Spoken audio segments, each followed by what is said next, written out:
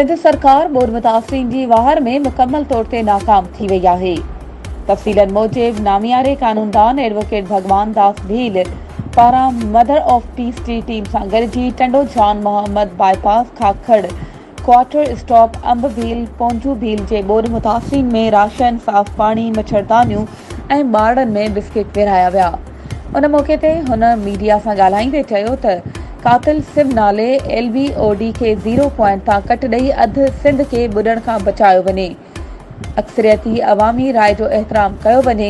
जल्द पाणी जे फतरी लंघन ते कब्ज़नि ख़िलाफ़ सीनियर वकील दोस्तनि, सिंध दोस्त, सियासी, समाजी अॻवाननि, सिविल सोसाइटी ऐं क़ौम परस्त धुरिन सां सलाह मशवरे बाद कातिल सिम नाले LBOD खे 0 पॉइंट तां कट ॾियारे अधु सिंध खे वधीक तबाही खां बचाइण ऐं पाणी जा फितरी गस मुस्तक़िल तौर ते बहाल कराइण लाइ सिंध हाई कोर्ट में पिटीशन दाख़िल कराईंदासीं।